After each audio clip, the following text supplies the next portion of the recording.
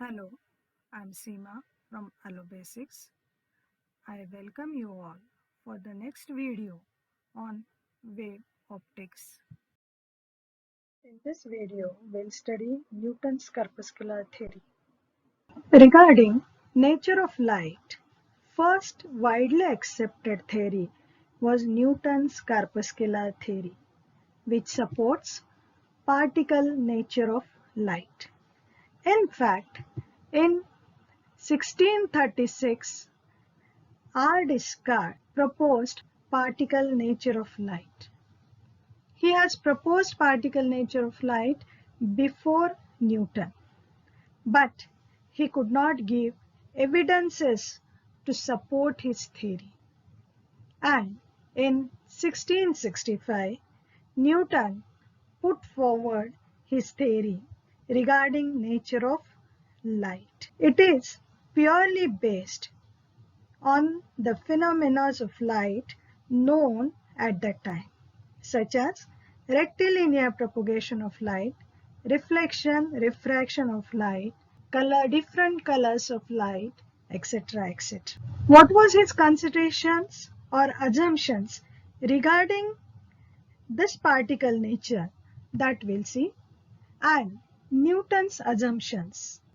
First assumption is that light is in the form of tiny, hard, massless, elastic particles known as corpuscles. Now you might have understood why it is known as Newton's corpuscular nature or why it is known as Newton's corpuscular theory. So he has considered light is in the form of very, very small particles known as corpuscles.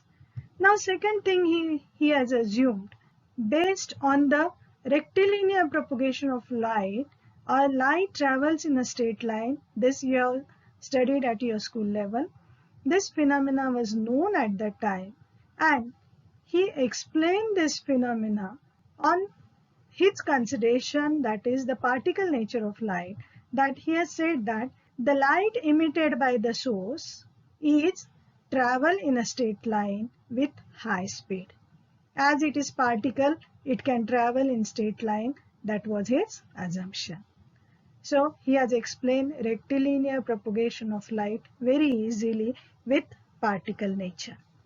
Now, the next thing he has considered that when that light strikes the reflecting surface, it undergoes elastic collision, and as a result of it follows laws of reflection. Now all of you have studied laws of reflection, refraction at your school level. So you are familiar with that, and we know that when light travels in a medium and when it strikes the reflecting surface, then it gets back into the same medium. We call it as reflection. And he explained this phenomena of reflection or all the laws of reflection with the consideration that these corpuscles undergo elastic collision, and due to that reflection is possible. So he has explained reflection also. Now what about refraction? Regarding refraction, he said that change in direction during refraction is due to difference in the attractive force between corpuscles and particle of the medium. Now when light is traveling from one medium to another medium, we know that it changes its direction, and here refraction phenomena is possible due to difference in attractive forces between corpuscles and particle. That explanation he has given, and he explained refraction phenomena also.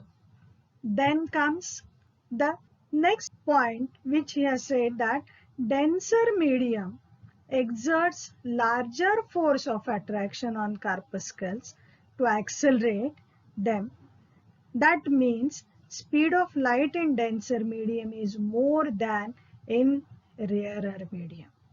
Now see here what Newton has considered. Newton has considered that speed of light in denser medium is more than in rarer medium. This was Newton's consideration.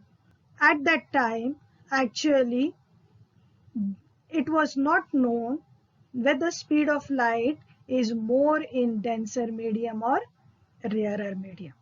But this he has given explanation for this on the basis of force of attraction. Now, one more phenomena regarding light was known that time, that light has different colors. Now, what he has explained on for that? He said that different colors of light are due to different sizes of corpuscles. Newton's assumption was that corpuscles are not of same size. Their sizes are different.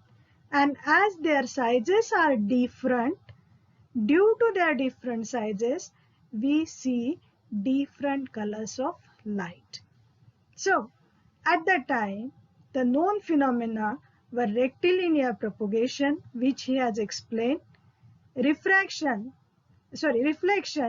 he has explained, refraction also he has explained, and he has explained different colors. But that time, one more phenomena were known, that is simultaneous reflection and refraction of light, which he could not explain properly. He said that for simultaneous reflection and refraction, corpuscles behave as per their mood, and which was not justified. That means Newton's theory has certain drawbacks. First one is, it could not explain simultaneous reflection and refraction of light from the same medium. The next thing is, the speed of light in denser medium is less than that in rarer medium. This was afterwards proved by the scientist Foucault. He has experimentally measured speed of light in denser medium and rarer medium, and he found that speed of light in rarer medium is greater than that of the denser medium.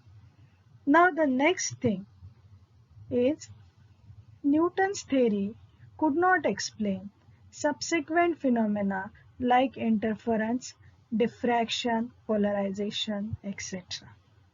One more thing, that if light is in the form of particles, then as light is emitted in the form of particle, mass of the source of light should go on decreasing, and that is not happening. That is one more drawback we can consider for the Newton's corpuscular theory. So, this is about Newton's corpuscular nature of light, or this is regarding Newton's corpuscular theory of light. So here we have discussed its assumptions as well as drawbacks. According to Newton, light is in the form of particle, and the study of light related to particle nature of light is said to be ray optics or geometric optics. Now, what is ray optics or geometric optics? The study of optical phenomena under the assumption that light travels in straight line as a ray is said to be ray optics.